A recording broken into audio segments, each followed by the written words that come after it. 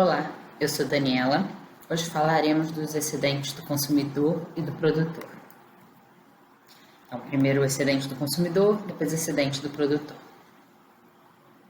Os excedentes do consumidor e do produtor nos permitem calcular o benefício que consumidores e produtores têm com a existência do mercado.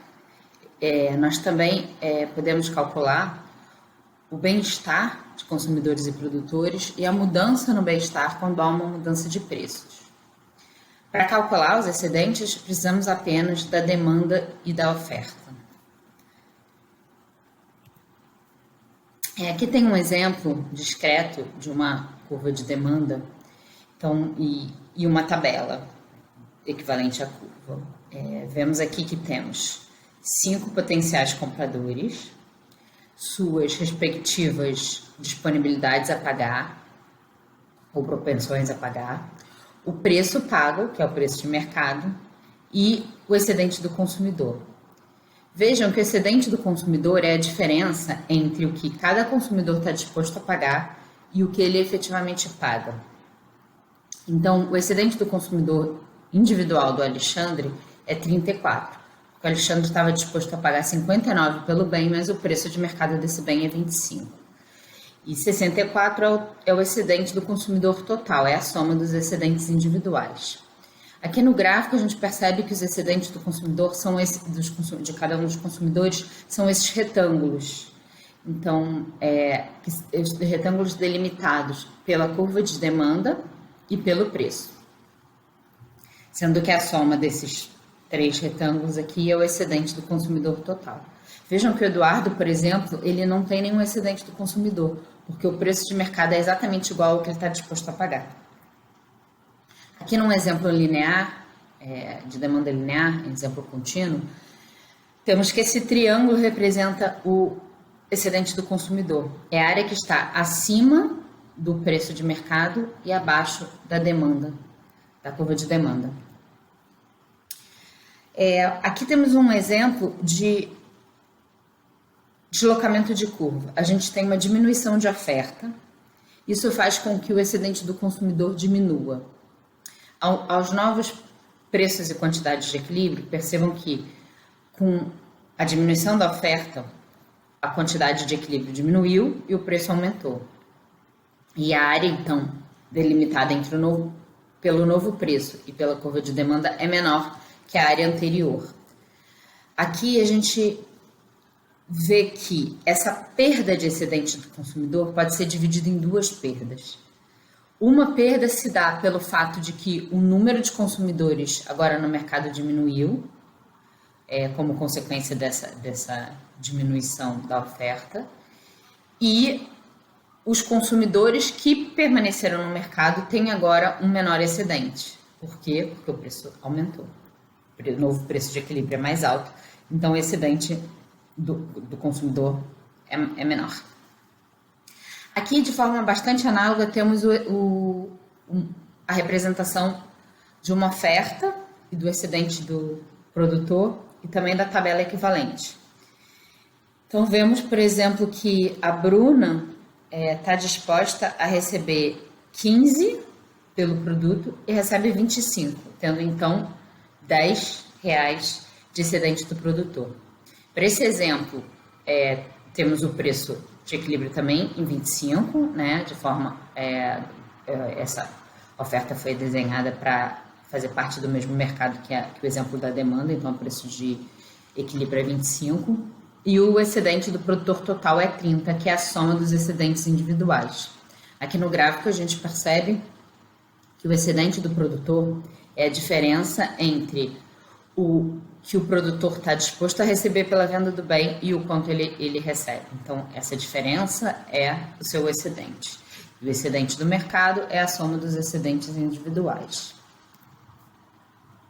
Da mesma maneira que um exemplo linear, lembrando que a demanda é negativamente inclinada e a oferta é positivamente inclinada, a área que está delimitada pelo preço de mercado e pela curva de oferta é o excedente do produtor. Então, é a diferença entre o que os produtores estão dispostos a receber pelo bem vendido e o que eles efetivamente vendem. Notem que a gente está falando de uma concorrência perfeita. O preço do bem vendido é o mesmo para toda unidade do bem que é vendida. Tá? Aqui, de novo, um exemplo de deslocamento. Aqui nesse exemplo, a gente teve um aumento de demanda, então, um deslocamento da demanda para a direita, e o excedente do produtor, nesse caso, aumentou. Então, a gente tem uma área maior abaixo do preço que agora está mais alto. Novamente, a gente divide esse aumento em duas partes.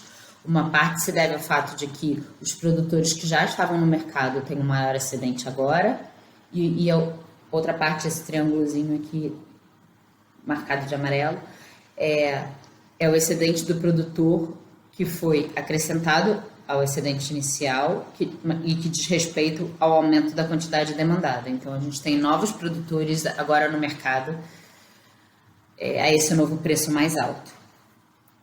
Sim. Tanto consumidores como produtores ficam melhores pelo fato do mercado existir. O mercado leva a ganhos o comércio leva a ganhos. O mercado produz ganhos de comércio, pelo comércio, tendo comércio. Os mercados geralmente são eficientes. Geralmente porque os mercados podem ter falhas. Quando há falhas, o equilíbrio pode não ser eficiente. Vamos falar um pouquinho disso daqui a pouco. Então, eu lanço uma pergunta. Se a gente criar um comitê externo que possa realocar consumo entre os consumidores, realocar a venda entre os vendedores ou mudar a quantidade demandada, é possível que esse comitê consiga melhorar o equilíbrio de mercado? Antes disso, vamos ver aqui nesse gráfico os dois excedentes no mesmo gráfico. Então, temos aqui uma demanda e uma oferta, o ponto de equilíbrio, e essas curvas e o ponto de equilíbrio, então, definem o que é excedente do consumidor e excedente do produtor. A soma desses dois excedentes é o excedente total. Então, excedente de mercado. Voltando à nossa pergunta, se o mercado é eficiente, ou seja, se a gente está falando de um mercado que não tem falhas, o consumo é alocado de forma que os consumidores sejam aqueles que dão mais valor ao bem. Então, os potenciais consumidores que mais valorizam o bem são aqueles que vão, de fato, se envolver na transação, que vão ter troca. Então, os consumidores que estão mais dispostos a pagar pelo bem vão comercializar. Da mesma forma, os produtores que estão dispostos a receber menos pelo bem, ou seja, aqueles que têm menor custo, também serão aqueles que vão participar da transação. Então, teremos também que cada consumidor que faz uma compra, ele valoriza o bem mais do que o vendedor que está vendendo aquele bem. Então, todas as transações são mutuamente benéficas. Tanto o produtor como o consumidor estão ganhando naquela transação, porque o consumidor está disposto a pagar por aquele bem necessariamente mais do que o produtor está disposto a receber.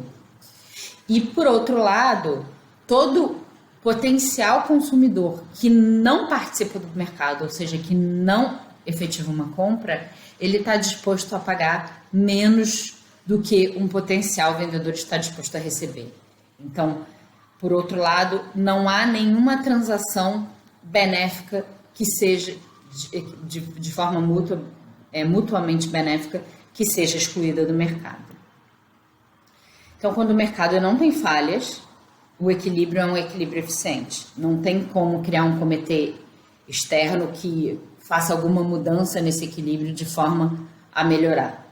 Então, ele é o melhor possível para a sociedade, né? Percebendo que falar que esse equilíbrio é eficiente, é o melhor para a sociedade, não quer dizer que ele seja necessariamente justo.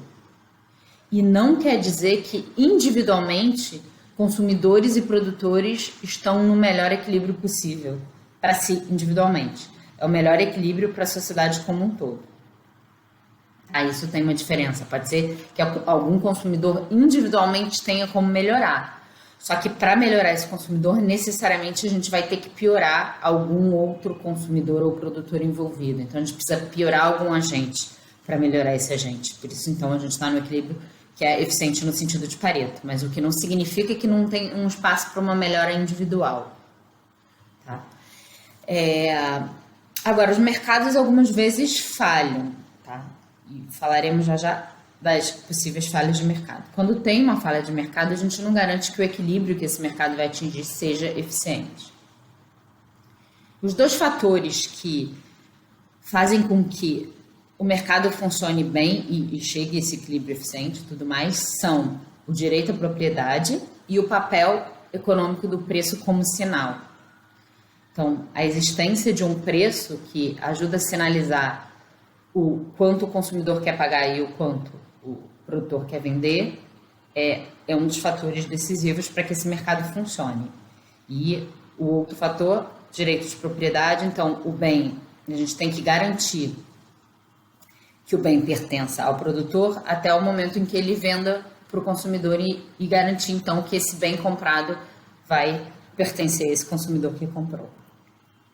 Falando agora para encerrar um pouquinho dessas falhas de mercado, nós vamos tratar todas elas mais para frente em encontros futuros, mas as falhas de mercado elas podem ser relativas à concentração de mercado. Então, se a gente tem concentração de mercado, por exemplo, o monopólio, que é o exemplo extremo de concentração de mercado, o mercado, se não houver nenhum tipo de intervenção, ele chega a um equilíbrio, mas esse equilíbrio não é eficiente.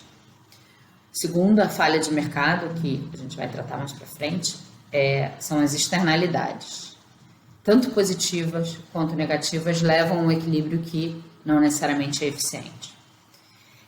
Terceiro fator é informação privada. Então, se algum agente envolvido na transação tiver mais informação que o outro, então se houver assimetria de informação nesse mercado, mais uma vez o equilíbrio não será eficiente.